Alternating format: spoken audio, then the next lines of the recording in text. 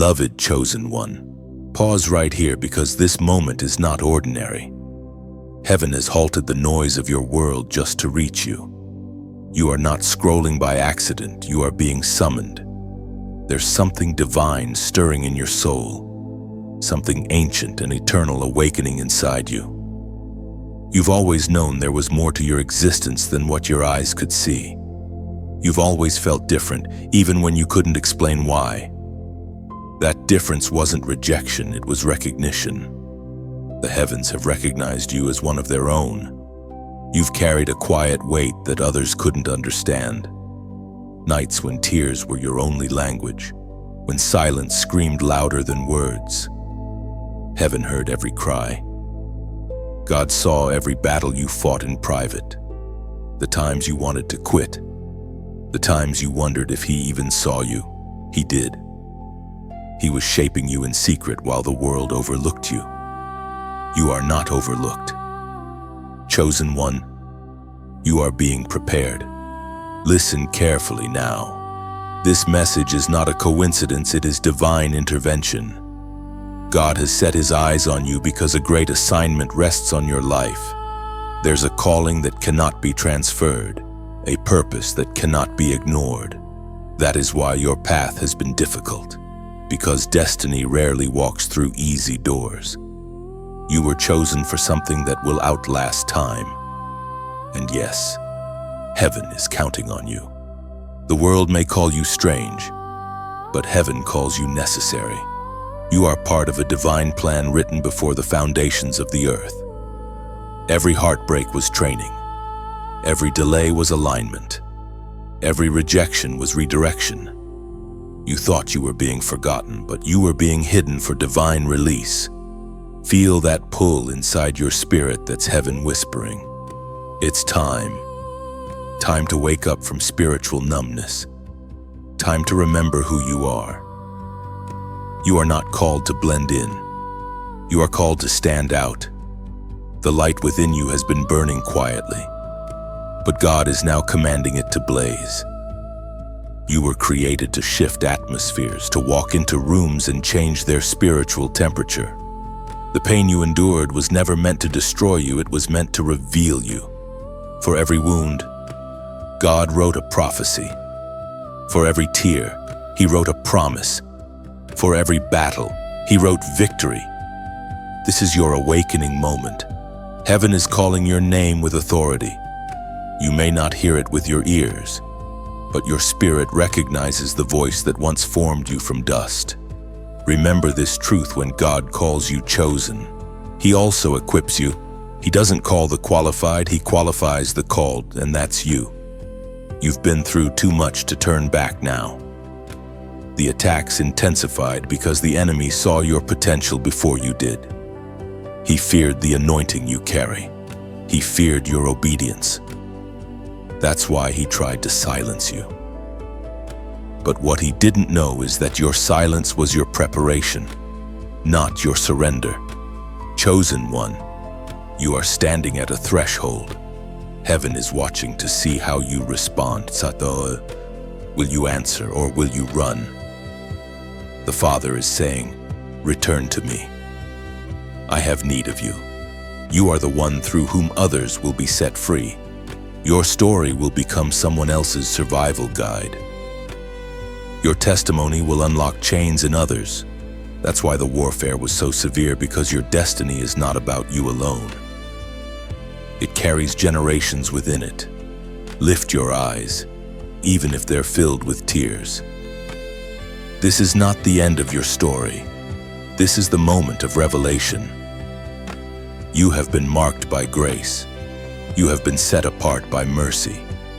And right now, heaven is leaning in, whispering your name with power. It is written in the book of Isaiah, chapter 43, verse 1. Fear not, for I have redeemed you. I have called you by name. You are mine. That is heaven's declaration over your life. You are his. You always have been. Nothing you've gone through has changed that truth. Every storm, every heartbreak, every dark night, it all leads back to this single reality: you belong to him. So rise, chosen one, wipe your face. The season of hiding is ending. Heaven is positioning you where your light cannot be ignored. You are not forgotten, you are commissioned. You are not disqualified, you are appointed. And the world will soon see what heaven already knows about you. If this message resonates in your spirit, take a moment to breathe, to whisper, "Yes, Lord, I hear you." Then, as a prophetic act, show your agreement, like, share, and subscribe so that this word reaches every other chosen one who needs to awaken too. And finally, type in the comments below, 777, I am awakened. You begin to see it now. The pattern of your past wasn't random. Every detour, every delay, every closed door was deliberate. Heaven had written your steps long before you took them. You were never simply living life. You were walking prophecy. The loneliness that once felt like punishment was actually protection. God didn't allow everyone to stay close because not everyone could handle the weight of what you carry. You were set apart in silence so that your roots could grow deep, unseen by the eyes of the world but watched by the eyes of heaven. There were seasons when you begged for answers, when your prayers seemed to echo off the walls. You wondered, why me? Why the isolation, the strange rejection, the constant inner warfare? But now you begin to understand the separation was necessary. Heaven was marking you. You couldn't be contaminated by the patterns of the world because you were designed to challenge them. You couldn't fit in because you were created to stand out. Chosen one. Your difference was never a flaw. It was a sign of destiny. From the beginning, the hand of God was upon you. Before you could even speak His name, He had already whispered yours into eternity. When you were still hidden in your mother's womb, divine purpose was breathing life into you. That is why you never found peace doing what others did. You were born to carry heaven's heartbeat in human form. The Word of God declares in the book of Isaiah, chapter 49, verse 16, "See, I have engraved you on the palms of my hands. Your walls are ever before me." Think of every season you called lost time. Heaven calls it foundation. Think of every place you thought you failed. Those were classrooms in disguise. The rejections that broke your spirit were actually redirections to your true assignment. You had to lose what wasn't meant for you to discover what could never be taken from you. Every no from man was a louder yes from God. Even when you doubted yourself, heaven didn't doubt you. The angels assigned to your destiny stood their ground, waiting patiently for your awakening. Every time you stumbled, grace stepped in like a shield. Every time you questioned your worth, mercy whispered, "You are still chosen." You may not have felt anointed, but you were never uncalled. Now that awareness begins to settle in your soul. You realize that being chosen doesn't mean being perfect. It means being trusted. God trusted you with pain because He knew it wouldn't kill you, it would shape you. He trusted you with rejection because He knew it would teach you to depend on His acceptance.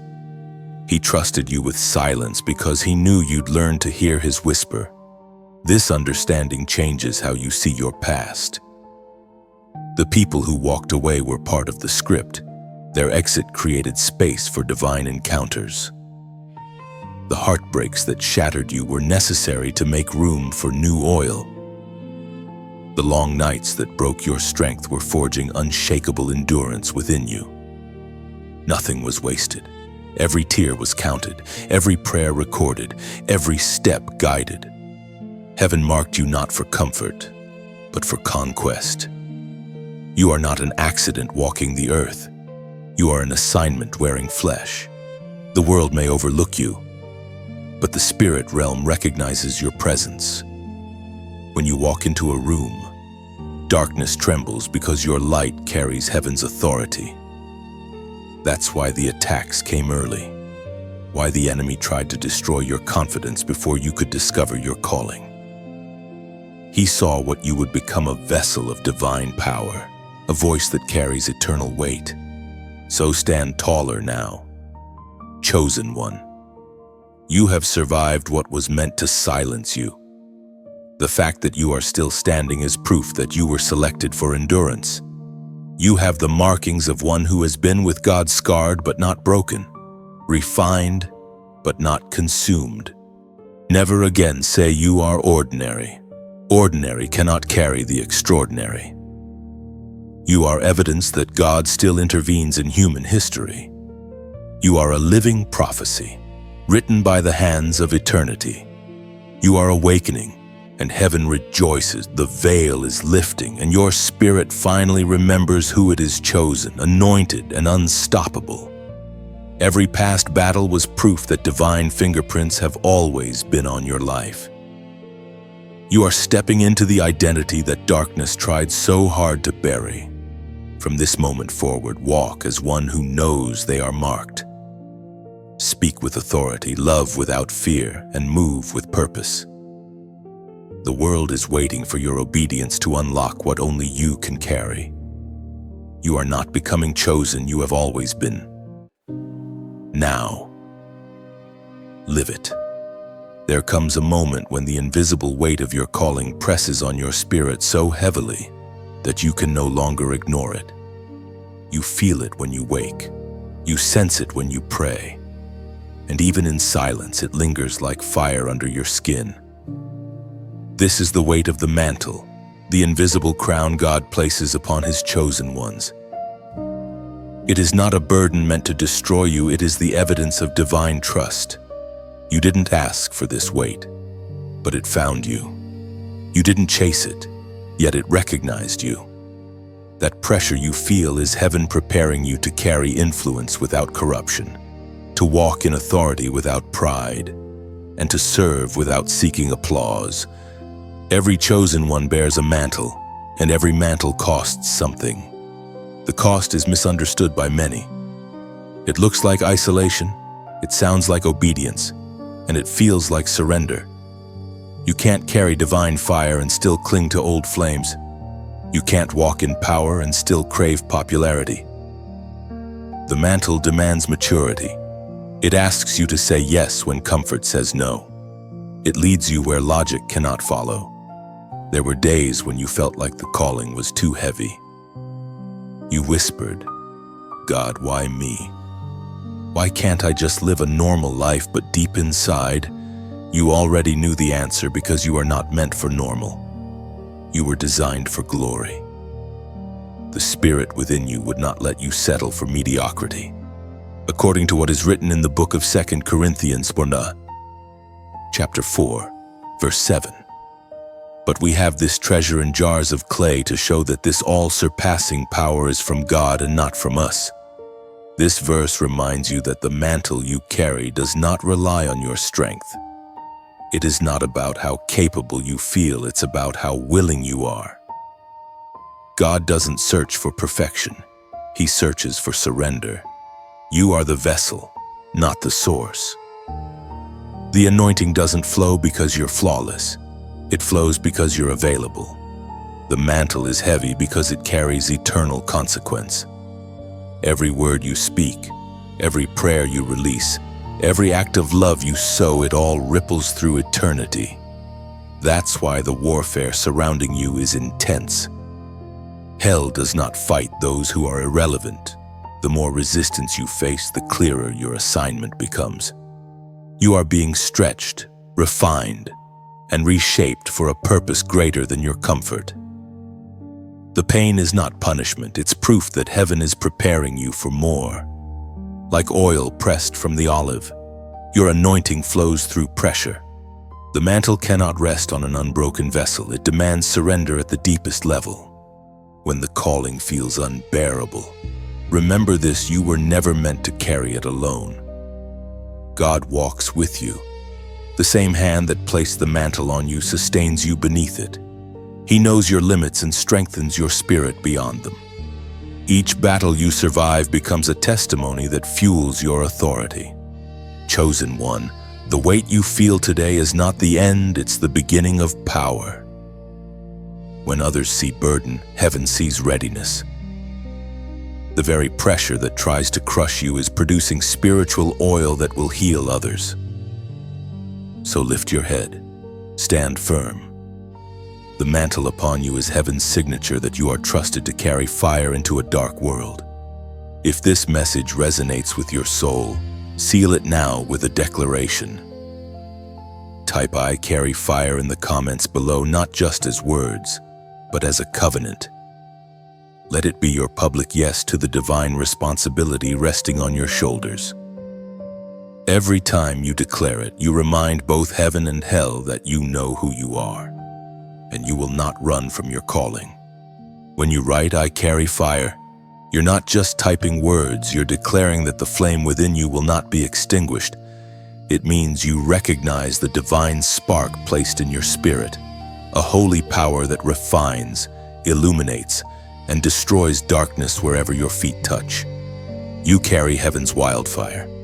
Typing "I carry fire" is your spiritual signature and agreement with heaven that you will no longer dim your light for comfort or approval.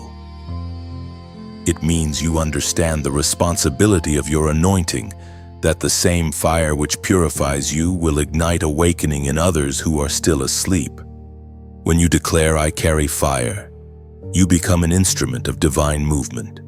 Your words, your actions, your presence all become carriers of transformation. That fire within you will guide you through valleys and light the way for others to find freedom. You don't just survive, you ignite.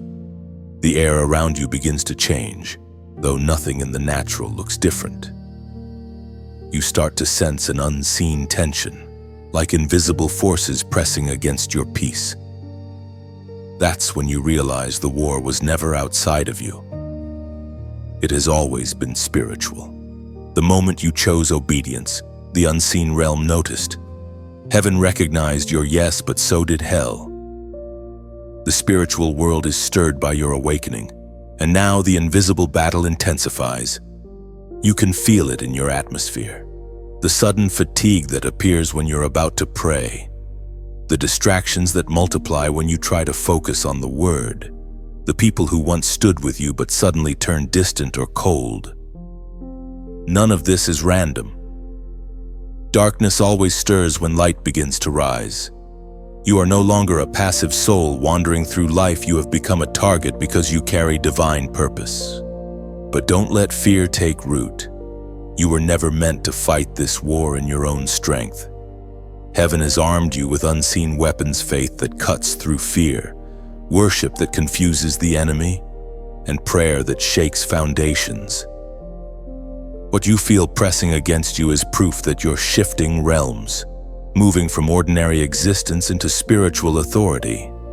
It was proclaimed in the letter to the Ephesians, chapter 6, verse 12.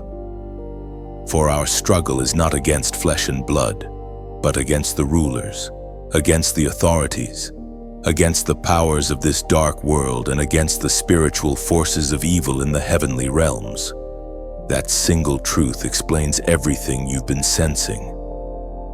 The battle has never been about the people who hurt you, rejected you, or betrayed you. They were pawns in a much larger war.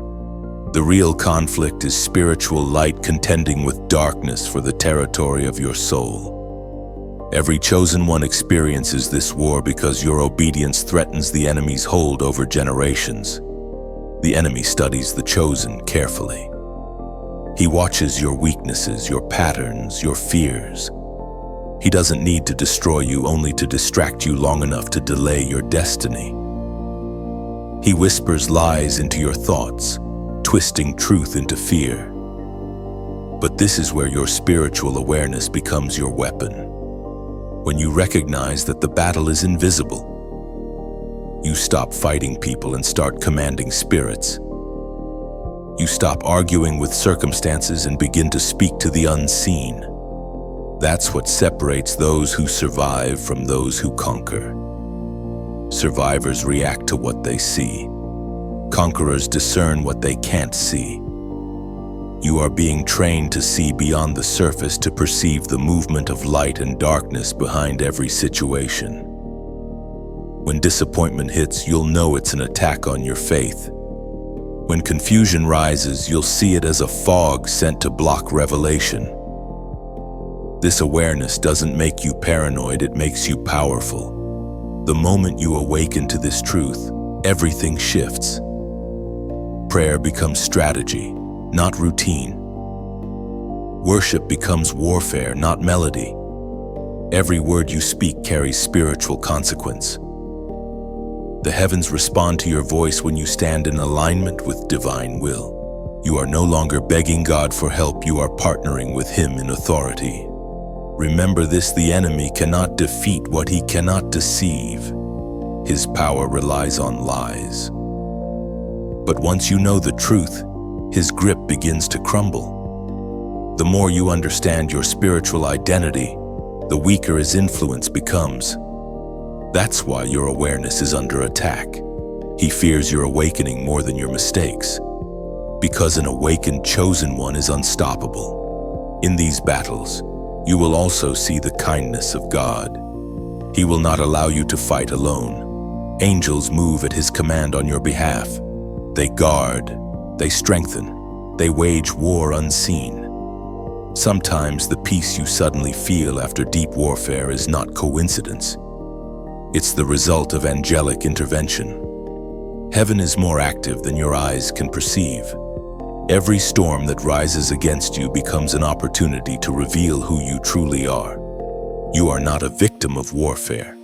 You are the reason it exists. Light provokes darkness. Holiness irritates evil. The calling on your life is a threat to every demonic system still operating in the world. That is why your struggles have been personal and persistent, because you are carrying heaven's revolution inside your spirit. Stand firm, chosen one. You are not losing. You are learning the strategies of spiritual war. Every battle reveals a new level of authority. Every victory sharpens your discernment. Do not despise the warfare. It is heaven's classroom for warriors. The pain is real, but so is the power being formed in you. And soon, when the smoke clears and the silence returns, you will realize what this entire fight was about: not your destruction, but your awakening. You will see that every arrow that missed you became proof of God's covering, and every wound you survived became a badge of spiritual promotion. You were never meant to blend in with the shadows. You were born to command them to flee.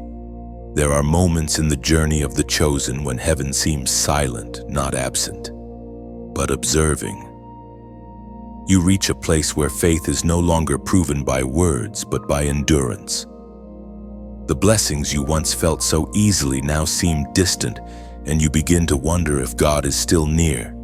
But what you're walking through right now is not abandonment, it's examination. Heaven is testing loyalty, not to break you, but to reveal you. Every chosen one must pass through this season. It's the moment where comfort fades and conviction is all that remains. When prayers seem unanswered and doors stay closed, it's not because God has left you, it's because He is watching what you'll do when you can't see Him. This is where true faith is born. You are like gold in the refiner's fire, softened by heat, shaped by patience. The silence of God is not punishment. It's an invitation to deeper trust. The teacher is always silent during the test, but that doesn't mean he isn't there. His silence reveals what you've learned, what's rooted deep inside your soul. There were times you asked for signs, for proof, for confirmation. But heaven's greatest confirmations often come disguised as stillness. The miracle isn't always in the mountain moving, it's in your heart staying faithful when nothing moves at all. As revealed in the book of Psalms, chapter 37, verse 7. Be still before the Lord and wait patiently for Him. Do not fret when people succeed in their ways, when they carry out their wicked schemes. That is your reminder, chosen one. Patience in the silence of God is worship in its purest form. To trust when you don't understand is the highest form of obedience. Heaven tests what it intends to promote. When you pass this test, you'll notice something shift. The same silence that once frightened you will begin to feel like peace. The same stillness that once confused you will start to comfort you. Because in the quiet, you'll finally hear his whisper clearly, "I never left." This season teaches you what applause never could, that faith is not proven by answered prayers, but by unwavering trust. It's easy to believe when blessings overflow. But when you choose to believe through tears, through confusion, through delay, that's when heaven takes notice. That's when crowns are forged. Beloved chosen one, your loyalty is shining even in the dark. Heaven sees the way you keep showing up, the way you keep believing even when the answers tarry. Every step you take in faith is a fragrance rising before the throne of God. And as this message reaches your heart, let me speak plainly what we are building together here, these words, these moments, this connection. It is not just content, it is ministry. It is light meeting light. When you listen, when you pray, when you share, you are part of something sacred. If these words have nourished your soul, if they have helped you stand when you were about to fall, then I invite you, gently, from the heart, help keep this flame alive. You can do this by simply liking, sharing, and subscribing so the message flows farther, finding other weary hearts. And if you ever feel that quiet tug in your spirit to give, follow it.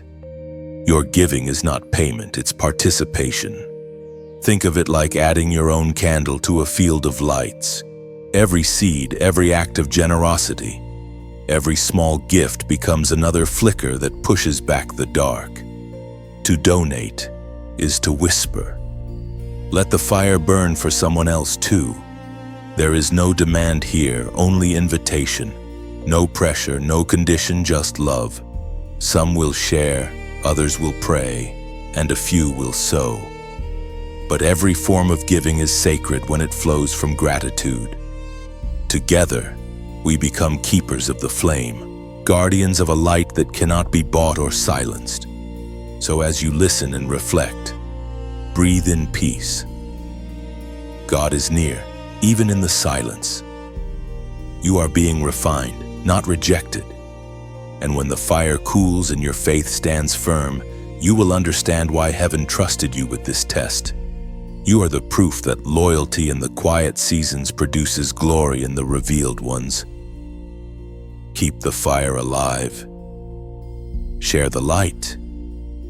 And if your heart feels led, add your spark to the flame.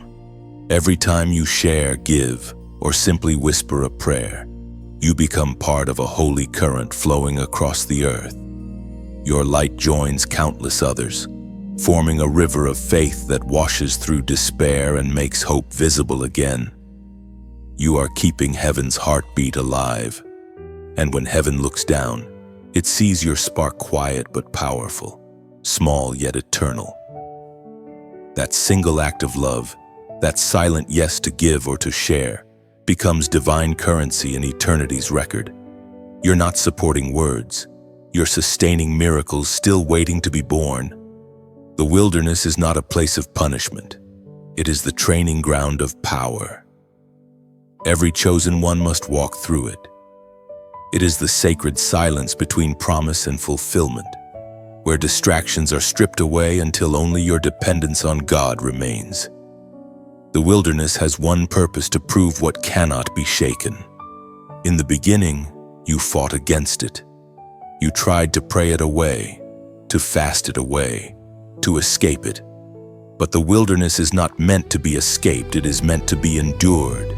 It is here that the noise of the world fades and the voice of heaven grows clear. God uses isolation to amplify revelation. When everything familiar disappears, faith becomes your only compass. You start to realize that what you thought you lost was never your foundation. It was merely your comfort. And comfort never builds strength. In the wilderness, you learn that God alone is your source. The Spirit spoke through the prophet Hosea, chapter 2, verse 14. Therefore I am now going to allure her. I will lead her into the wilderness and speak tenderly to her. This is the secret few understand. The wilderness is not God's rejection. It is His romance. It's where He draws you away from the crowd so He can speak heart to heart. He strips away what you cling to so you can finally cling to Him. Every unanswered prayer, every closed door, every silent night, it was not cruelty, it was courtship. He wanted your attention. Chosen one, the wilderness is where the false layers fall away. The image you built for survival begins to crumble, and what remains is authenticity. You no longer perform faith, you live it.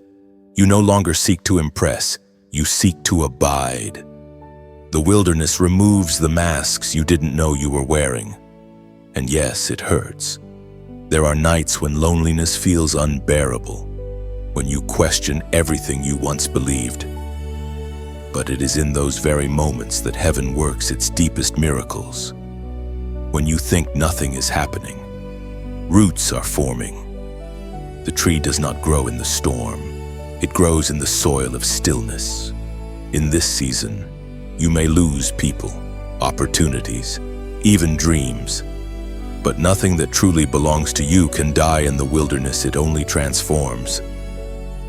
What fades away in this place was never meant to go with you into the promise. God prunes before He promotes. Do not despise the silence.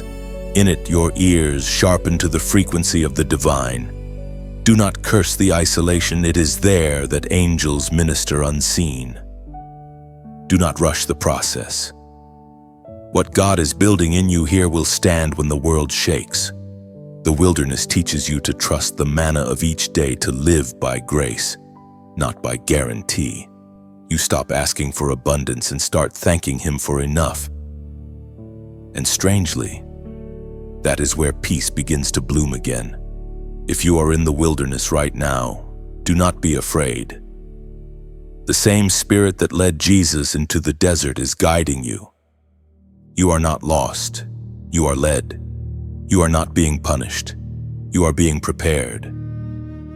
The silence you fear will soon become the place where you hear Him most clearly. Let your tears fall if they must. They water the seeds of your next season. Let the questions rise. They will lead you deeper into understanding. You are not forgotten in this barren place. You are being fashioned for fruitfulness. And when you emerge from this wilderness, you won't just carry survival, you'll carry oil. You'll speak with a power born from stillness, love with a depth born from pain, and lead with a wisdom born from waiting. If this word reaches your heart today, seal it with a simple act of faith. In the comments below, type 888, a prophetic number of new beginnings, resurrection, and divine renewal. Let it be your declaration that even in the wilderness, you trust that God is writing something beautiful. Every time you type 888, you're not just commenting, you're agreeing with heaven. You're saying, I may be in the desert, but I'm not dying here. I'm being reborn. When you type 888, you are declaring that endings no longer frighten you, because every ending in God's hands is a doorway to renewal. It means you are surrendering control and allowing the divine to breathe new life into the dry places of your soul. You're agreeing to start again stronger, wiser, reborn. Typing 888 is a prophetic echo. It tells heaven you're ready for transformation, not just transition. It says, I trust you even here. You're aligning your spirit with resurrection power, affirming that what feels barren will soon bloom again. Your wilderness is not wasted, it's the birthplace of your next miracle. There is a strange kind of peace that follows the storm, a silence not of absence but of presence. You begin to notice it after the nights when you have wept until your body could produce no more tears. It is not loud or dramatic. It arrives like a whisper that somehow steadies your heart. That whisper is not your imagination. It is the voice of God. It doesn't shout. It doesn't demand. It simply speaks in stillness to those who have learned to listen. At first, it's difficult to hear. You have lived in noise for so long, noise of doubt, fear, confusion, self-condemnation, that silence feels foreign. But heaven never competes with chaos. It calls you out of it. The whisper doesn't fight for your attention. It waits for your surrender. That's why storms often precede revelation. They silence every other sound until his becomes the only one you recognize. You see, God's voice is not always thunder in the sky. Sometimes it is the breath that steadies your trembling hands. It is the thought that brings clarity when your mind feels tangled. It is the peace that interrupts panic for no logical reason. His whisper is not the absence of power, it is the essence of it. For when he speaks softly, even the winds remember his command. As the prophet Elijah recorded in the first book of Kings, chapter 19, verse 12. And after the fire came a gentle whisper. That moment defined Elijah's calling. He had seen fire, felt wind, and witnessed earthquake, but none of those carried the voice of God. Only the still small whisper did. You, too, will find that divine direction rarely comes through spectacle. It arrives through stillness. The whisper of God is precise. It carries both comfort and correction. It reminds you of your identity when the world tries to rename you. It tells you when to move, when to wait, and when to rest. You might miss it if you're searching for volume, but if you quiet your soul, you'll recognize it instantly. It sounds like home. In that quiet space, fear loses its language. The same questions that tormented your heart now dissolve into trust. You realize that you were never truly alone. You were being recalibrated to hear a frequency higher than pain. The whisper teaches you discernment. It doesn't simply comfort, it transforms. Many people crave the spectacular presence of God, yet overlook his subtle nearness. They look for burning bushes and forget that the same God who set Sinai ablaze also sits beside them in their lowest moments, whispering, "I'm still here." You do not need thunder to know he's near. You need stillness to know he's speaking. And when you finally learn to listen, your entire inner world changes. The storms lose their power, because now you understand that the same voice that calmed the sea is the one living inside you. The whisper is not just something you hear. It becomes something you carry. You start to speak with a different tone, one filled with the same peace that healed you. In time, the whisper grows stronger, not in volume, but in familiarity. It begins to lead you in ways you don't expect, urging you to forgive before you're ready, to bless those who hurt you, to walk by faith when logic says stay still. The whisper never argues, it invites, and every time you follow it, you find miracles hidden in ordinary moments. The more you listen, the more you realize that this whisper has always been there. It was in your childhood prayers, in the sighs between heartbreaks, in the quiet conviction that kept you from giving up. You just didn't have the silence to notice. Chosen one, the whisper is not a sound, it's a relationship. It's God's way of saying, "I trust you enough to speak softly." Power shouts at the crowd, but love whispers to the intimate, and you have become the intimate one, the one who no longer needs lightning to believe, only presence. So when life grows loud again, and it will remember, this peace is not found when the storm stops. Peace is found when you hear his whisper through the storm. You are not waiting for God to speak. He is waiting for you to listen. That whisper will guide you, sustain you, and anoint you for what comes next. The same voice that called stars into being now calls your name, not to command, but to commune. That is the privilege of the chosen, to hear what others overlook, to walk by the quiet voice of eternity. There comes a point in every chosen one's journey where the fire intensifies. The pressure increases, the trials multiply, and everything inside you wonders if you're strong enough to endure it. You begin to question why the heat won't relent, why life seems to move from one challenge to another. But what you must understand, beloved, is this: you are not being destroyed, you are being refined. The refiner's fire is not a place of punishment. It is the place of purification. God does not send fire to consume his children. He sends it to consume what is not him within them. Every flame you face is strategic. Every heat you feel has a purpose. The refiner watches the gold closely. He never takes his eyes off it. He knows exactly how much heat it can handle before it shines. There are moments when the fire feels unbearable, when you say, "God, this is too much." Yet even then, heaven is near. The intensity you feel is not abandonment, it's transformation. Gold cannot argue with the process. It must submit to the fire to reveal its true value, and so must you. It is written in the book of Malachi, chapter 3, verse 3. He will sit as a refiner and purifier of silver. He will purify the Levites and refine them like gold and silver. That verse holds a truth so gentle, yet so fierce. Notice that he sits as a refiner. He doesn't pace, he doesn't panic. He sits, watching carefully over every moment of your purification. He is patient with your process. He knows exactly when to lower the flame and when to raise it.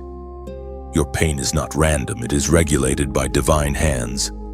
Fire reveals what cannot be burned. It exposes authenticity. It burns away pretense, fear, and dependence on the approval of others. The person who emerges from the fire is not the same one who entered it. You come out lighter, freer, truer. The fire that tried to destroy you ends up defining you. Chosen one, this refining is not cruel, it is kind. It's the mercy of God that refuses to let you remain half-formed. He loves you too much to let the impurities of doubt, pride, or fear remain in your soul. The fire's purpose is not to harm you, but to harden you against the weight of future glory. The goldsmith knows that pure gold reflects his face. So when you look into your own reflection after the trial, and you begin to see Christ in your reactions, your words, your patience, that's when you know the refining is working. Every test becomes less about what's happening to you and more about what's forming within you. There are times you'll feel the loneliness of that fire. People won't understand your silence, your tears, your sudden withdrawals. But that's because they can't see what heaven is burning off of you. You may lose relationships, habits, or dreams that once felt essential, but they are being removed to make space for glory. You will learn that purity isn't perfection, it's alignment. To be pure is to be single in purpose, undivided in loyalty. The fire makes your heart whole again. It aligns your motives with heaven's will, teaching you that obedience is greater than outcome. And soon, the same fire that once frightened you will become your friend. You will recognize its warmth, not its pain. You'll see trials as invitations to deeper trust, and difficulties as doorways to higher anointing. Fire ceases to be your enemy when you realize it's the tool of your Creator. You'll also find something else in this process: clarity. The fire not only purifies, it illuminates. It burns away confusion until the truth gleams like refined gold. It exposes what matters and silences what doesn't. You'll begin to see your life with holy focus, understanding why certain things had to end and why others never began. One day, when the flames subside and you stand stronger than before, you'll realize the beauty of it all. The pain you once cursed became the passage to power. The tears that fell in the night became the oil of anointing. Every burn became a blessing in disguise. So do not run from the fire, walk through it with confidence. The same hand that kindled it will carry you through it. And when it's over, your faith will shine brighter than before. Your voice will carry greater authority, and your heart will reflect the glory of the one who never took his eyes off you. The refiner's fire is not the end, it is the beginning of brilliance. The flame that tried to destroy you is the very light that reveals who you truly are. There comes a point in every chosen one's walk when the pressure reaches its peak. You've prayed, you've believed, you've endured, and yet everything seems to collapse at once. This is the breaking point, the sacred intersection where heaven watches in silence, waiting to see if you'll bow or rise. It feels like your faith is hanging by a thread, and that thread seems ready to snap. You wonder, why does it have to be this hard? You've done everything right, but life still hits harder. You've kept the faith, but doors still slam shut. You've tried to stay strong, yet strength feels like a fading memory. But listen closely, this breaking is not destruction, it is divine rebuilding. You cannot pour new wine into old wineskins. Sometimes God has to let your structure crack so he can rebuild it with stronger foundations. The breaking point is not where you die, it's where your old self does. What's being crushed is not your destiny, but your dependency on anything other than him. It's in this place that God's power becomes tangible. You may have nothing left but tears. Yet those tears are prayers in liquid form. Heaven hears every drop. Your breaking becomes your offering, and the altar of pain becomes the birthplace of promise. According to the writings in the book of Psalm, chapter 34, verse 18, the Lord is close to the brokenhearted and saves those who are crushed in spirit. That is heaven's promise to you right now. You may feel abandoned, but you are actually being held closer than ever. The same hands that allowed the breaking are the ones catching every fragment of your heart. The breaking point is where power is transferred. Until you've reached the end of yourself, you can't fully receive the fullness of God. When strength runs out, grace steps in. When logic fails, faith begins. When everything collapses, the Spirit rebuilds. You are not losing, you are being remade. Think of the seed buried in the soil. It must split open before it can grow. The breaking is the beginning of blooming. Your pain is not a tomb, it's a womb. Heaven hides miracles inside the very moments that feel like endings. Chosen one, if it feels like everything is collapsing, it's because heaven is making room for resurrection. Don't curse the breaking, embrace it. What's being torn away cannot sustain your next season. What's dying now will soon give birth to something holy. The weight you feel right now is not punishment, it's promotion. The pressure is the proof that something divine is about to emerge. God never wastes your breaking. He uses it to shape a vessel that can hold more glory, more grace, and more wisdom than before. Your heart may be trembling, but your spirit is awakening. You're learning to worship with cracked hands and pray with a weary voice, and that kind of faith shakes heaven. The power of your prayer is not in its volume, but in its authenticity. Heaven moves when a broken soul whispers, "I still trust you." And soon, that whisper becomes your strength. You'll look back on this breaking point not as the day you fell apart, but as the day you finally surrendered. The moment you stopped trying to hold yourself together was the moment God began to hold you fully. If this word touches your heart, make a declaration in faith. Type "Still I Rise" in the comments below. Let that be your victory cry in the middle of the breaking. When you write, "Still I rise," you're not denying your pain, you're declaring that it cannot define you. You're telling the enemy that even shattered pieces still shine. You are reminding your soul that grace is stronger than grief, and that brokenness is not the end, only the doorway to rebirth. When you type, "Still I rise," you're making a covenant with heaven that no fall will be final. It's a declaration that though the wind has bent you, it has not broken you. The ashes of your struggle will become the soil of your strength. You rise not in pride, but in purpose. Each time you write, "Still I rise," you silence the voice of defeat. You're telling every shadow that tried to hold you down, you did not win. You rise not because the pain vanished, but because grace found you there. The phrase becomes a prayer, a seed planted in the soil of endurance. And as you declare, "Still I rise," heaven records your resilience. Angels mark that statement as your banner of faith. You join the lineage of every chosen one who refused to stay buried.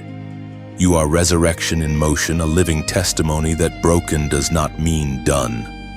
There is a holy trembling that fills the air when heaven begins to weigh the hearts of its chosen ones. You can feel it, the spiritual atmosphere thickens. Time itself seems to slow, and suddenly your soul understands that obedience is no longer optional. This is heaven's reckoning, the sacred moment when God measures your faith not by how loud you worship, but by how deeply you obey. Every word you've spoken, every act of love or pride, every hidden motive, it all rises before him like smoke from an altar. The reckoning is not about punishment, it is about alignment. Heaven is not trying to shame you. It is inviting you back into rhythm with the divine heartbeat. The Father is not counting your failures, he's counting your willingness to return. You may have noticed the shift already. Things that once felt right now feel heavy. Doors that used to open easily now require surrender. That's because obedience is being refined in you. God is asking not for more performance, but for more purity. He's saying, "I want your heart more than your hustle." There is a quiet accountability that comes with being chosen. You can no longer live halfway. The calling on your life demands wholeness. Heaven is watching how you treat the unseen moments, how you respond when no one claps, because that's where the true weight of your calling is measured. The Word of God speaks in the book of Ecclesiastes 1, chapter 12, verse 14. "For God will bring every deed into judgment, including every hidden thing, whether it is good or evil." Those words aren't meant to frighten you, they're meant to awaken you. They remind you that your life carries eternal echo. Every act of kindness plants seeds in unseen soil. Every act of rebellion creates ripples too. The reckoning is simply God's way of guiding you back to the path that leads to life. Heaven's reckoning feels like conviction, but conviction is love disguised as truth. It is God's whisper saying, "You are better than the chains you cling to." It's not condemnation, it's calibration. When your soul drifts, the Spirit gently pulls you back, like a compass pointing north. You might feel it even now, a tug in your heart, a gentle reminder to return to prayer, to forgive, to surrender. Don't resist it. That tug is not guilt. It's grace trying to rewrite your direction. In this sacred reckoning, heaven also watches how you steward what you receive: your time, your talents, your treasures. Everything in your life is part of the divine exchange. You receive light not to keep it, but to share it. You are not a container, you are a channel. When light flows through you, it multiplies. That's why I must speak this gently, the words you hear here. The messages that reach you week after week, they are not random. They are spiritual bread, baked in prayer, meant to strengthen weary souls. And if they have strengthened you, then you already understand what it means to sow back into what feeds you. Think of it this way: every time you like, share, or subscribe, you are tossing another log onto the fire. You are helping the light travel farther into the dark, where another heart is waiting to feel seen again. And if ever your spirit feels moved to donate, do not see it as paying for words. It is far more sacred than that. It is like adding a drop of oil to a lamp so that it never burns out. It is your way of saying, let this fire reach someone else. No pressure, no persuasion, only love. Giving is never demanded of the chosen. It is discovered. It rises naturally, like gratitude turning into action. Every seed you sow, no matter how small, becomes part of a harvest you may never see, but heaven will. Each act of support is a whisper into eternity. A like becomes a spark. A share becomes a torch. A donation becomes a lighthouse that guides someone home.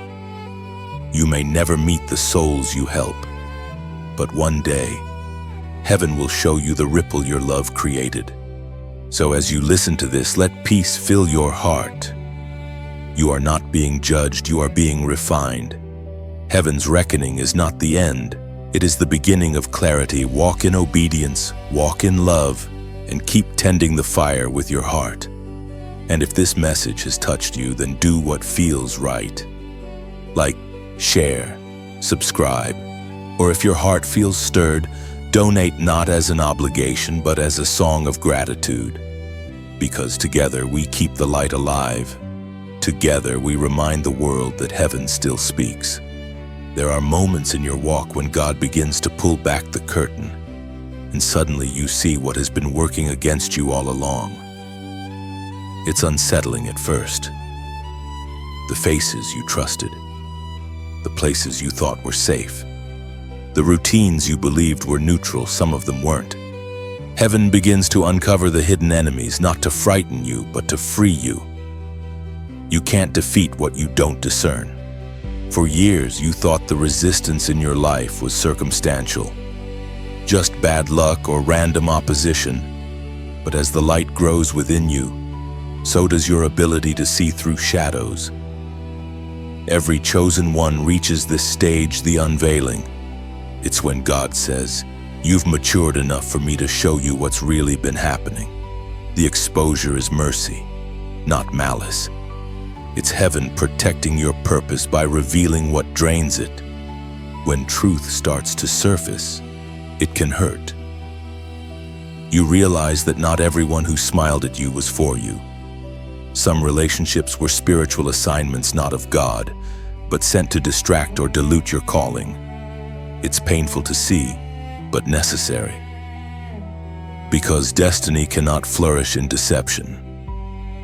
God would rather break your heart for a moment than let the enemy break your future forever. The ancient words recorded in the Gospel of Luke, chapter 8, verse 17, declare, "For there is nothing hidden that will not be disclosed, and nothing concealed that will not be known or brought out into the open." That promise is not just about exposing others, it's about setting you free. God reveals both external and internal enemies, toxic connections. Yes, but also hidden fears, unhealed wounds, and subtle compromises that weakened your guard.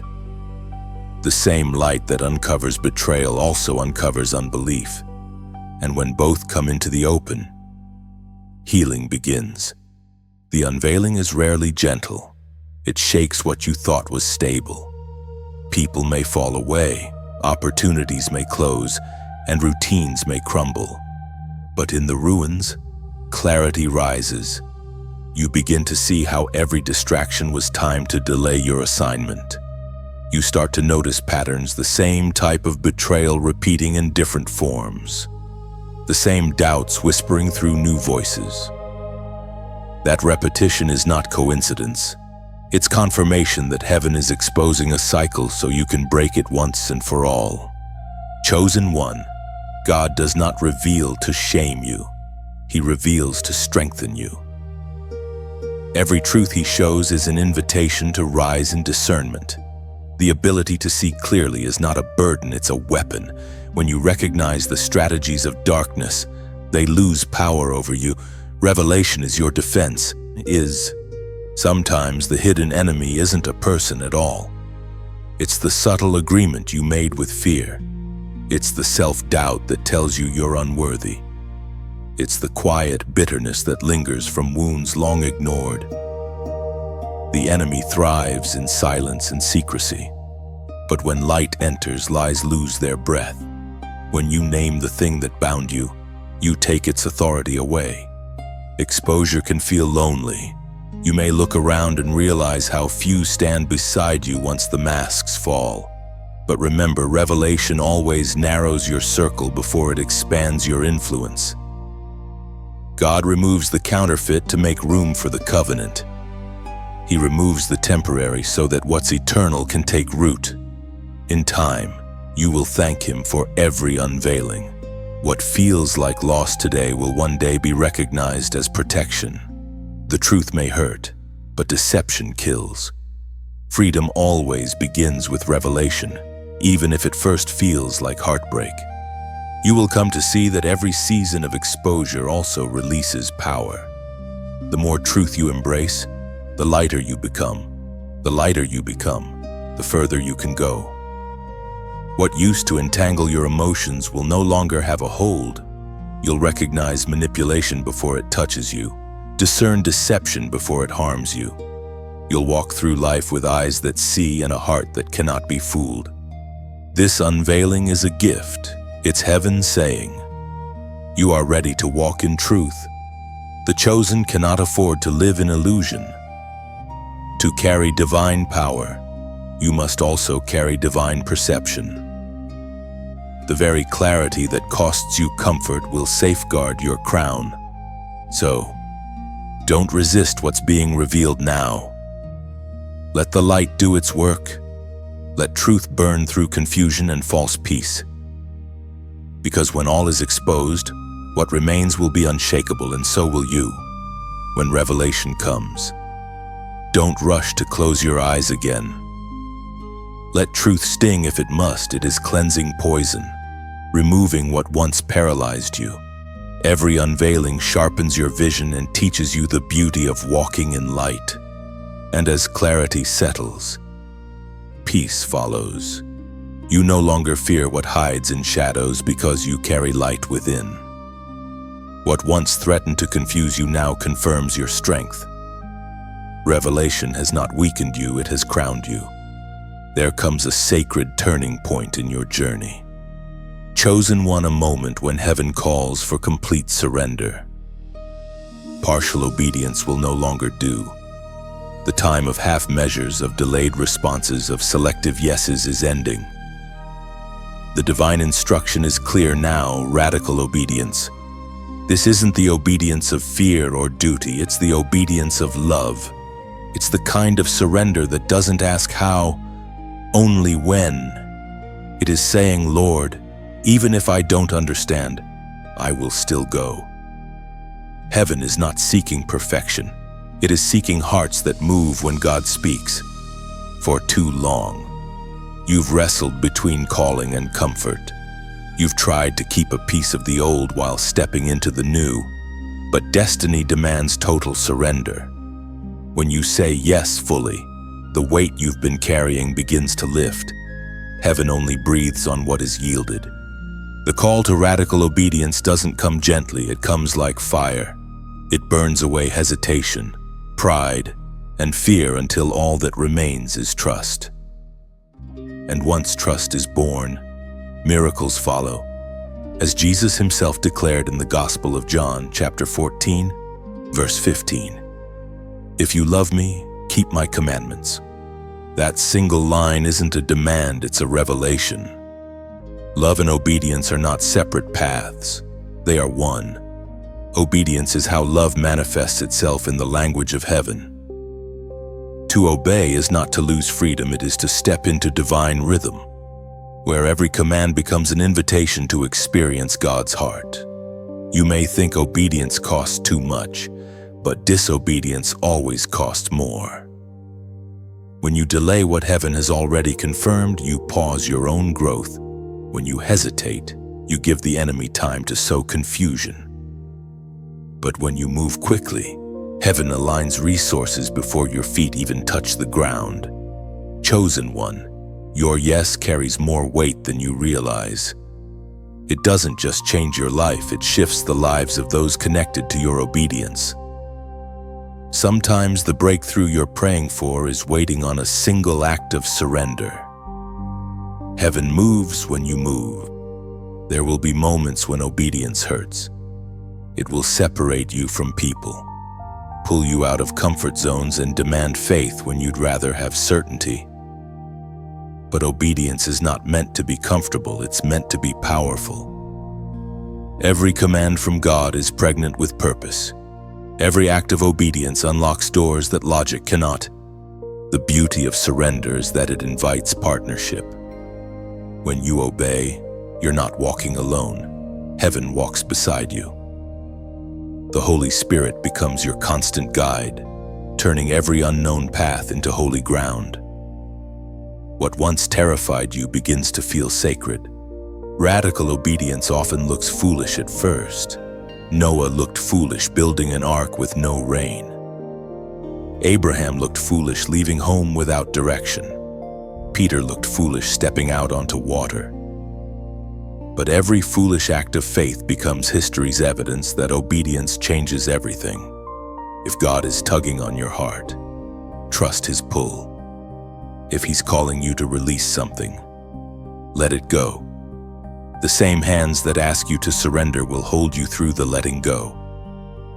Nothing given to God is ever lost. It's only multiplied. This is not the time to question the path. It's the time to walk it. The earth doesn't need another hesitant believer, it needs an obedient one. The world is moved not by those who talk about faith, but by those who live it. So, if this word reaches your spirit, let your response echo through heaven. In the comments below, type 555, a number that symbolizes divine change, grace in transition, and alignment with God's will. When you type 555, you're declaring, I choose obedience over understanding. I choose surrender over fear. You're telling heaven you are ready to move, to trust, to act. Let your yes be more than words, it is the seed that grows into destiny. When you type 555, you're not just posting a number, you're opening a gate. It represents the winds of change guided by grace, a divine transition where your hesitation melts into holy movement. It's your soul's way of saying, God, I will move when you speak. Each 555 is a spiritual echo, a sign that you are aligning yourself with heaven's rhythm. You are inviting transformation, allowing the old layers of fear, doubt, and control to peel away. This is your moment to let obedience breathe freely, unchained by the need to understand every step. Typing 555 means you're ready for the shift. You trust the unseen, you release your timeline, and you welcome God's. It's your symbolic yes written in faith, a whispered agreement between you and the divine, that from this moment on, obedience will lead your way. There is a sacred shift that happens when obedience turns into inheritance. You begin to sense that heaven is moving you from testing into crowning. The battles you fought, the tears you cried, and the wilderness you endured were never wasted. They were qualifications for the anointing now resting on your life. This is the moment when the crowned ones begin to rise. The crown does not come overnight. It is not given to the strongest or the loudest, but to the steadfast. The crown is forged in the fire of faithfulness, shaped by nights of prayer, days of silence, and seasons of surrender. Every chosen one must first walk through breaking before walking in glory. The same hands that held you in the valley now lift your head above the storm. When heaven crowns you, it isn't with jewels that fade or thrones that crumble. Your crown is made of endurance, woven with threads of obedience and mercy. It is invisible to the world but radiant in the spirit. It's not worn on your head, it shines through your life. People will begin to notice a change they can't explain. You'll speak differently, move differently, love differently. You will carry the fragrance of someone who has been with God. According to the sacred words written in the book of James, chapter 1, verse 12, "Blessed is the one who perseveres under trial because, having stood the test, that person will receive the crown of life that the Lord has promised to those who love him." This crown of life is not a trophy for display. It is a mantle for service. Crowning is not about celebration, it's about responsibility. To be crowned means you now carry heaven's authority on earth. You become a living testimony of grace, a vessel that releases hope where despair once ruled. When God crowns you, He doesn't just elevate you, He transforms you.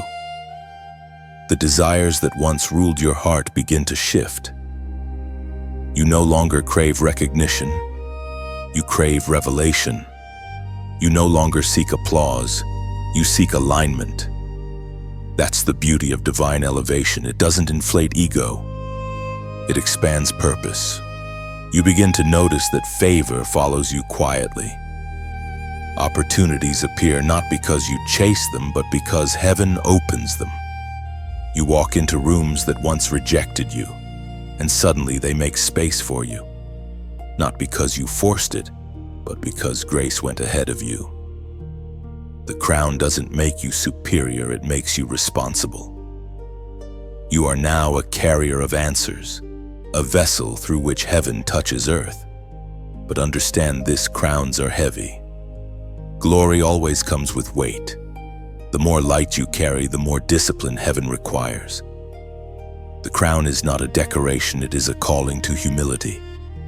You will have to stay grounded even when you're celebrated, silent even when you could defend yourself, patient even when misunderstood. The true sign of a crowned one is not pride, it's peace. In this season, you will feel heaven entrusting you with more influence, more grace, more spiritual authority. But every increase comes with a reminder: remain surrendered. The moment you start carrying the crown for your own glory, it begins to lose its shine. The crown is brightest when it reflects the King who gave it. Chosen one, your rising will not always be comfortable. Some people will question it, others will envy it. But the same God who lifted you is the one who will keep you. Do not apologize for being chosen. Your rise is not arrogance, it is prophecy fulfilled. Heaven delights in watching you step into what was always yours. Remember, crowns are not earned, they are entrusted. You didn't win it. You endured for it. You didn't demand it, you were refined for it. The crown of the chosen is not built on talent but on trust. God could only place it on your head because you proved your heart could carry it. And soon, when others see the peace, wisdom, and strength flowing from you, they'll know this is what happens when a life is fully yielded. You have become evidence that endurance births authority and that pain can indeed produce glory. Walk with dignity, not arrogance. Let your words carry gentleness and your actions reflect heaven's compassion. For the true majesty of a crowned one is not how high they stand, but how low they bow. You have entered the season of recognition not from man, but from heaven. The King himself has whispered over you, "Well done, faithful one. Now wear what I've prepared for you." There comes a season, quiet yet undeniable, when God begins to separate you. It happens slowly at first, subtle shifts, changing desires, conversations that no longer feed your spirit.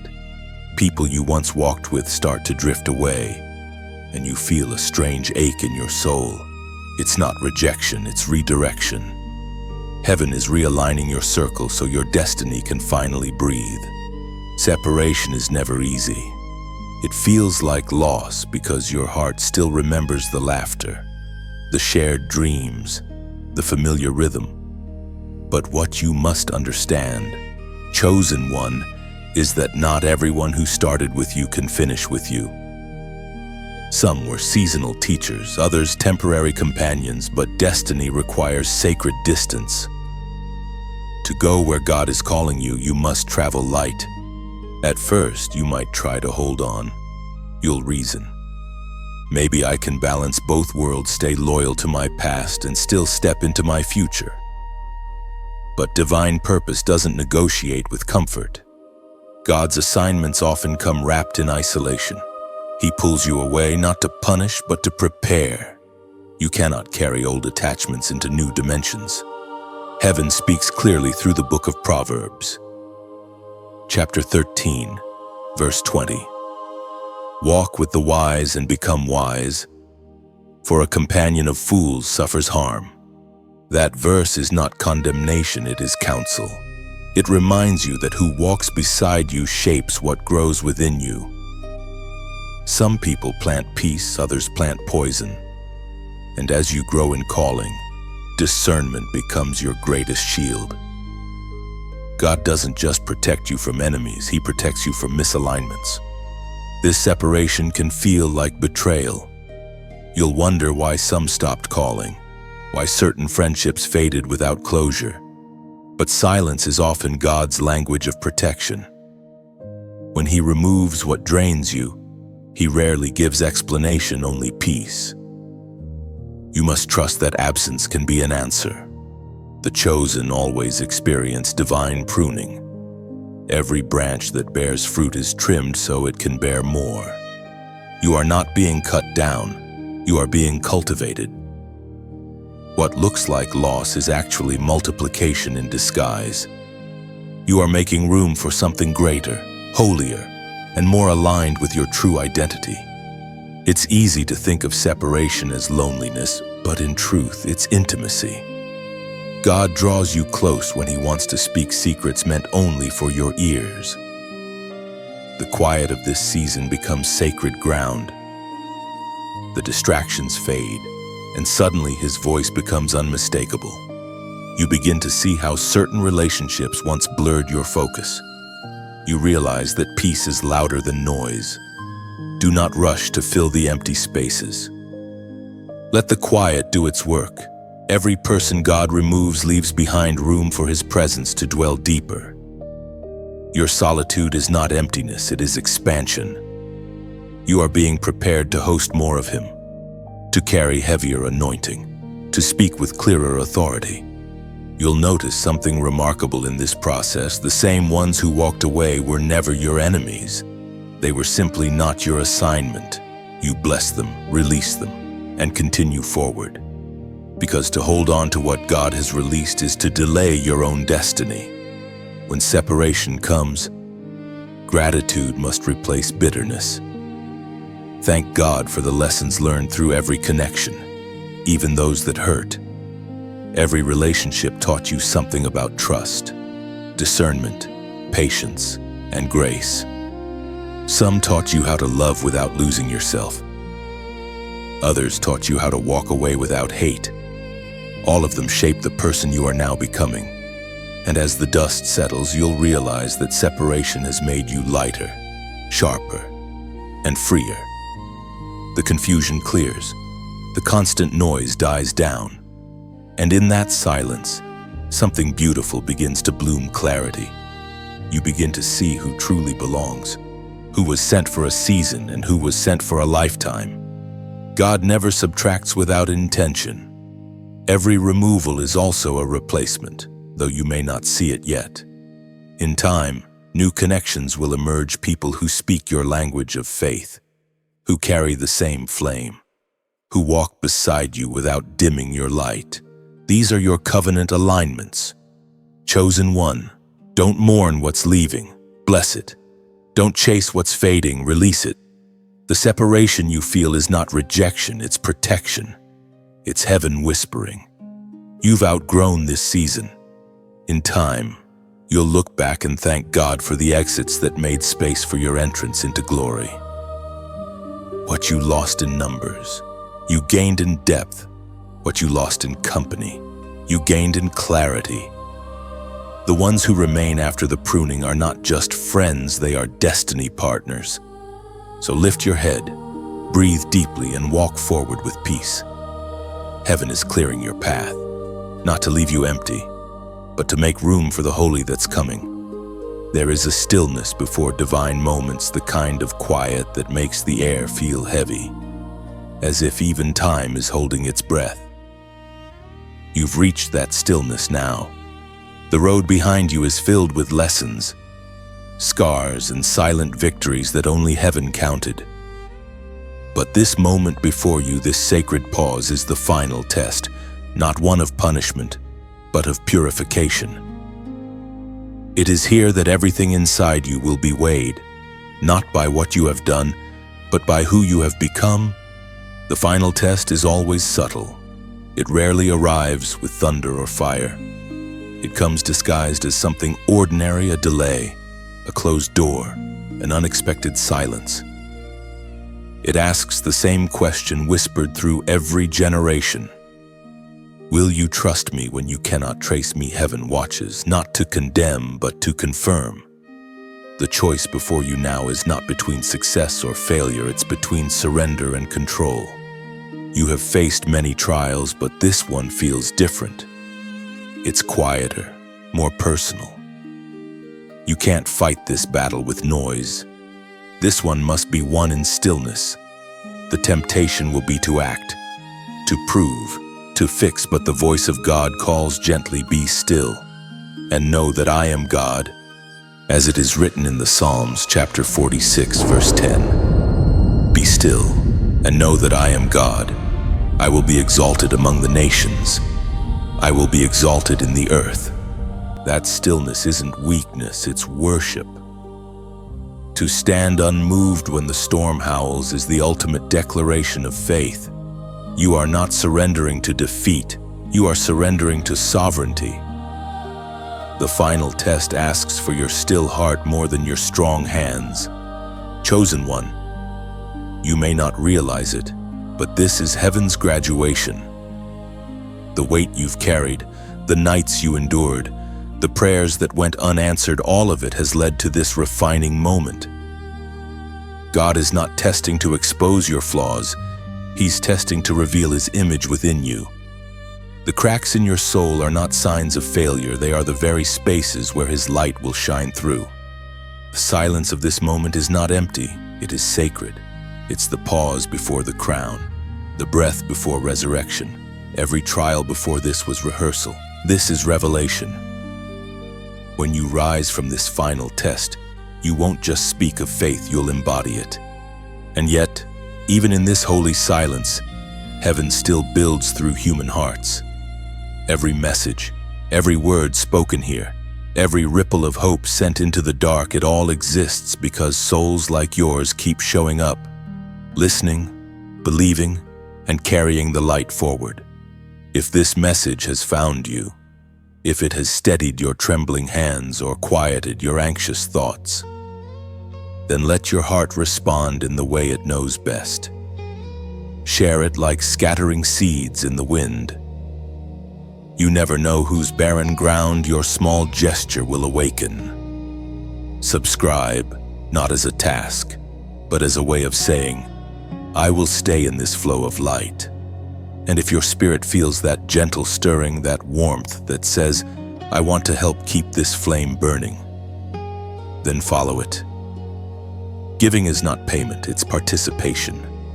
It is the holy act of adding your own ember to the fire that keeps others from freezing in the dark. When you donate, think of it as laying a single glowing coal upon the altar of hope, small yet eternal. Heaven never overlooks a heart that gives quietly. Before you leave, take a breath. Let your soul whisper a declaration. Your comment is more than words. It is worship. Type I choose surrender below if this message speaks to your spirit. It's not a slogan, it's a covenant between your soul and the one who's carried you this far. Every like is a spark, every share, a torch, every gift, a river that carries light into unseen places. What we are building together here is not a broadcast. It's a sanctuary made of words and willingness. So as you sit here in this sacred quiet, feel the presence of heaven draw near. The final test is not asking for performance. It's asking for presence. Stay, listen, trust. And when your heart stirs, let your response be your worship. Light your own small flame, whether through prayer, through sharing, through support, and watch how heaven multiplies it. Because this is how chosen ones stand through every test. They don't strive, they shine. Every quiet act of faith becomes part of heaven's chorus. Your light, no matter how small, joins eternity's melody, reminding creation that obedience still burns bright. You've passed through fire and silence alike, and still, you shine. Heaven records this moment, the chosen one standing firm, crowned not in noise, but in peace. And then, the stillness begins to shift. The silence that once felt heavy now hums with something sacred, a sense that heaven has taken note of your endurance. You can almost feel the unseen applause of angels, quiet but real, resonating deep within your spirit. You have come through the breaking, the refining, the wilderness, and the reckoning. What stands now is not the same soul that once trembled in uncertainty. You have become light shaped by fire. This is the season of victory, not the loud, triumphant kind that boasts, but the quiet, holy kind that breathes peace.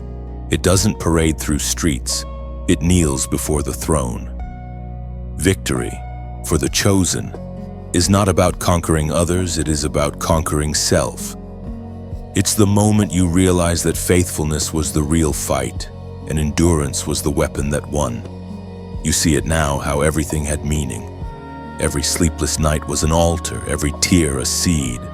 You thought you were losing ground, but heaven was tilling soil. What looked like failure was foundation. What felt like waiting was weaving. God never wastes pain, He redefines it until it becomes purpose. There's a calm that follows true victory, a peace that doesn't depend on circumstances.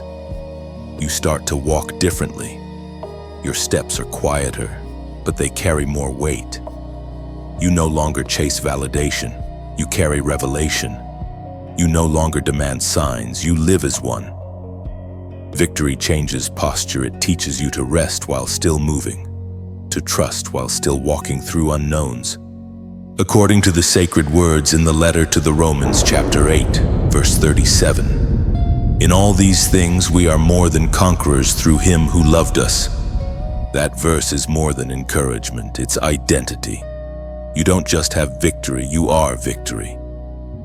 You're not walking toward triumph, you are walking from it.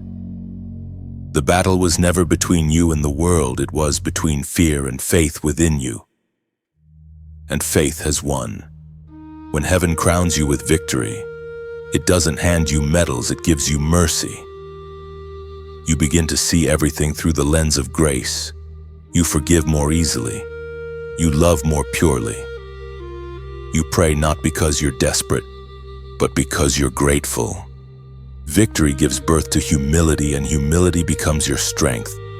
You begin to understand why the warfare was so relentless, because the enemy feared who you'd become after you endured. He didn't fight your past, he fought your potential. But the very storms meant to drown you taught you how to breathe underwater. The fire meant to burn you made you luminous, and now, darkness recognizes your presence and trembles. Chosen one. This victory doesn't mean you'll never face trials again. It means trials will no longer define you. You will no longer see yourself as the one trying to survive, but as the one sent to liberate others. Your scars are no longer reminders of pain. They are credentials of purpose. Each one tells a story of grace that refused to let you go. You will find that victory doesn't always shout, it sometimes weeps, because victory understands cost. Every triumph carries the memory of what it took to stand.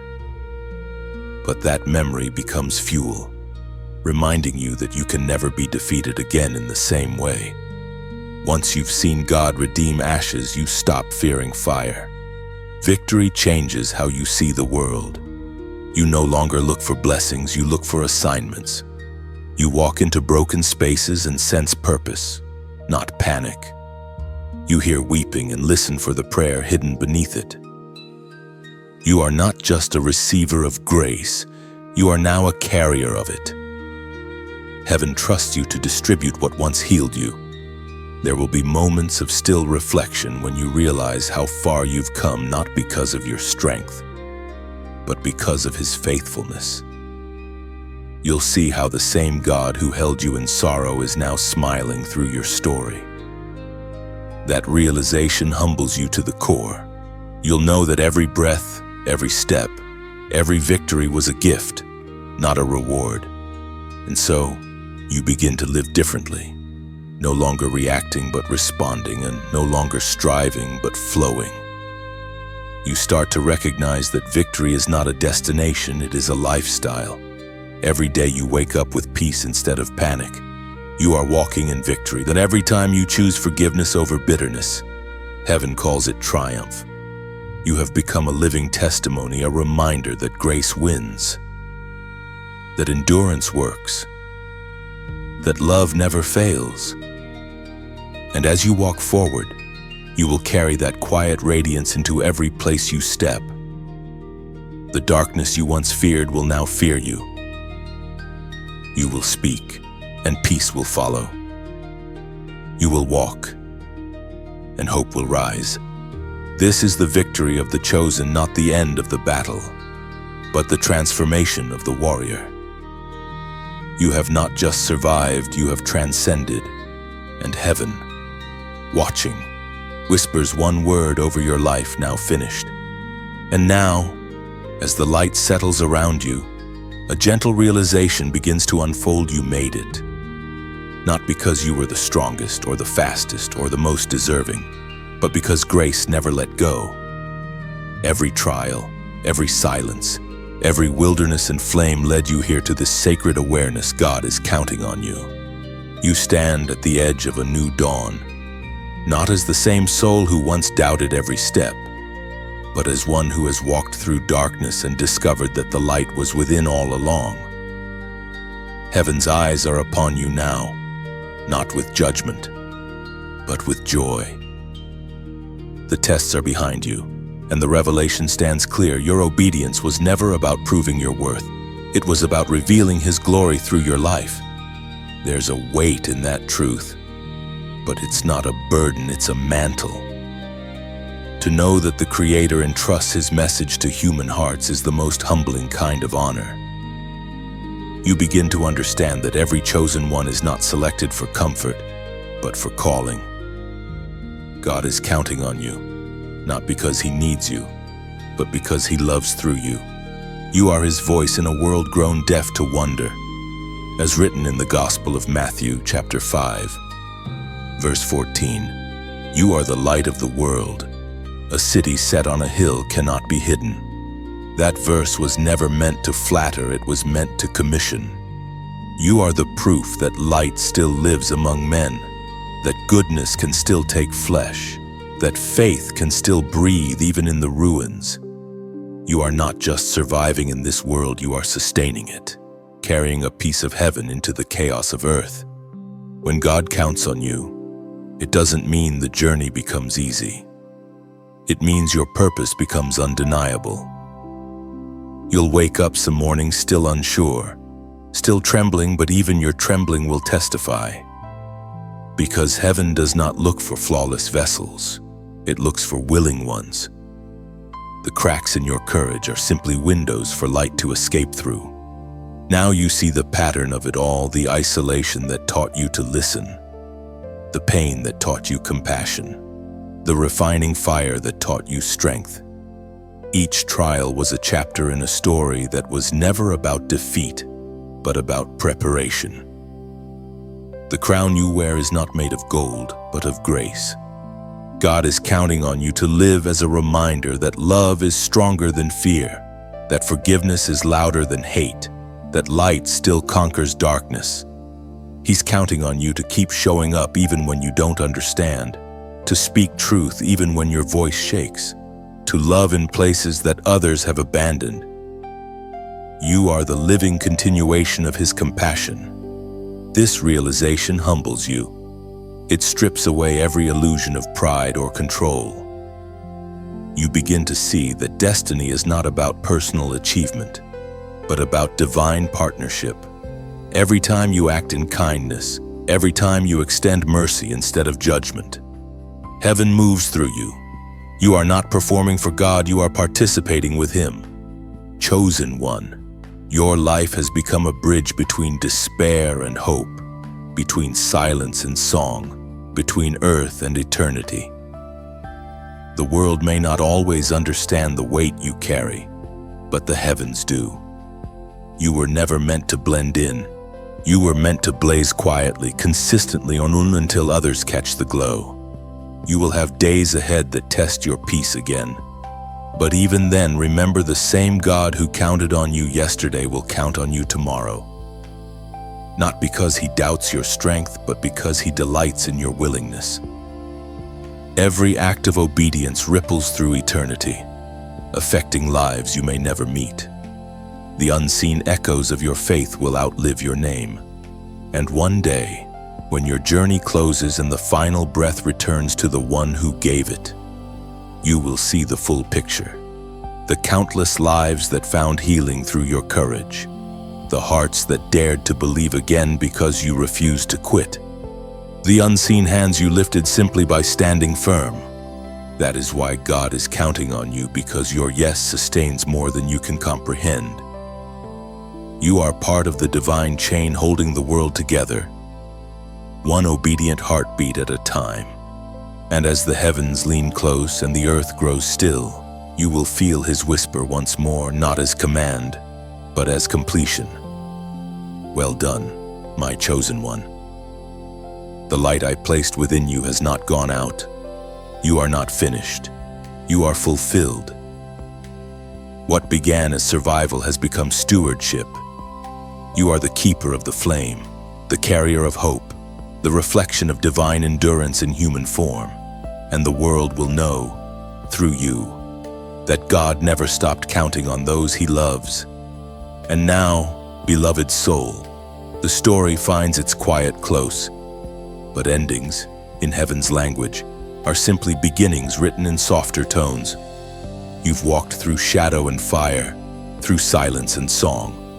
And now you stand as living proof that chosen ones don't merely survive, they rise, they shine, they rebuild light from ashes. If these words have walked beside you, if they have steadied your heart on nights when faith felt fragile, let your spirit respond in the way that feels natural. Share what touched you not as promotion, but as a gesture of grace, a way of saying, "This helped me. May it help another." When you subscribe, you're not joining a list, you're joining a movement of hearts awakened by the same flame. It's a quiet vow: I will keep walking with the light. And if you ever feel that soft pull, that warmth deep within whispering, add your spark, then follow it. Donating isn't a transaction, it's an act of participation. It's like placing one more glowing ember on the altar so that the fire never fades for those still wandering in the dark. You're not giving to a voice, you're giving through it, helping light find its next soul. Before you go, pause for a moment. Let gratitude settle like dew over your spirit. If you wish, leave a comment, just a few words of what this journey has meant to you. Somewhere, someone will read it and find courage again. So go now, crowned and certain, so keep walking, keep shining, keep tending your flame. Because light shared is never lost, it only multiplies.